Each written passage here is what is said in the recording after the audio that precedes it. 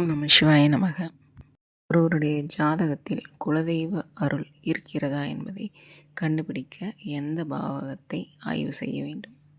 ஒருவருடைய ஜாதகத்தில் 5ஆம் பாவகம் மற்றும் 5ஆம் பாவக அதிபதி, 5ஆம் பாவகத்தில் நின்ற கிரகம், 5ஆம் பாவத்தில் நின்ற கிரகத்துடன் இணைந்த கிரகம், 5ஆம் அதிபதியுடன் இணைந்த கிரகம், இந்த கிரகங்களை கொண்டும் குரு சுக்கிரனை கொண்டும் ஒருவருடைய குலதெய்வம் நல்ல நிலையில் இருக்கிறதா அல்லது குலதெய்வ அருள் பரிபூர்ணமாக இல்லாமல் தடைபெற்று நிற்கிறது, குலதெய்வம் கோபமாக இருக்கிறதா அல்லது குலதெய்வத்தின் மூலம் உங்கள் குடும்பத்திற்கு உங்கள் முன்னோர்களுக்கு ஏதாவது சாபம் ஏற்பட்டுள்ளதா என்பதை கண்டறிய இந்த கிரகங்களை பார்க்க வேண்டும். அதோடு குரு சுக்கிரனின் நிலையை கொண்டு குலதெய்வ அருள் மற்றும் தெய்வ அனுகூலம் இருக்கின்றதா இந்த ஜாதகருக்கு என்பதை கண்டறியலாம்.